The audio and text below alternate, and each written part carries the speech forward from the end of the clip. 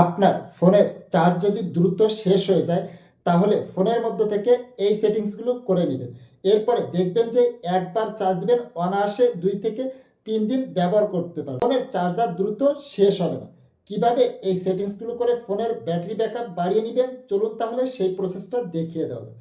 ভিডিওটা আপনার টাইমলাইনে শেয়ার করে দিবেন যাতে করে অন্যান্য ভাই বোনেরা দেখে উপকৃত হয়। পেজটিকে ফলো করে রাখতে পারেন এরকম সব গুরুত্বপূর্ণ ভিডিও পেতে। ফার্স্ট অফ অল আপনার ফোনের সেটিংসটা ওপেন করবেন, দেন এরপরে এখান থেকে একটু স্ক্রল ডাউন করে নিচে আসবেন, আসলে পেয়ে যাবেন ব্যাটারি, এর উপরে ট্যাপ করবেন, ট্যাপ করার পরে একটু স্ক্রল করে নিচে আসবেন, আসলে পেয়ে যাবেন স্লিপ স্ট্যান্ড বাই অপটিমাইজ, এটা বন্ধ থাকবে, এটাকে অন করে দিবেন।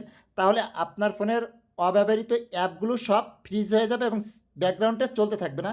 এরপরে একটু স্ক্রল করে নিচে আসবেন, আসার পরে এখানে যত অ্যাপস আছে প্রত্যেকটা অ্যাপসের উপরে ট্যাপ করবেন, এরপরে অ্যালাউ ব্যাকগ্রাউন্ড ইউজেস, এটা আপনার অন করা থাকবে, এটাকে বন্ধ করে দিবেন। এখানে দেখুন যে স্পষ্ট লেখা আছে ব্যাটারি সেভার, মানে এটা অন করা থাকলে আপনার ফোনের ব্যাকগ্রাউন্ডে অ্যাপগুলো চলতে থাকে এবং ফোনের চার্জটা দ্রুত শেষ করে ফেলে। এরপর এখান থেকে ব্যাকে আসবেন, তারপরে উপরে পেয়ে যাবেন ব্যাটারি সেভার, এটা বন্ধ থাকবে, এটাকে অন করে দিবেন। অন করে দেওয়ার পরে টার্ন অনের উপরে ট্যাপ করবেন। এরপরে দেখবেন যে আপনার ফোনের চার্জ আর দ্রুত শেষ হবে না, একবার চার্জ দিবেন অনায়াসে 2 থেকে 3 দিন ব্যবহার করতে পারবেন।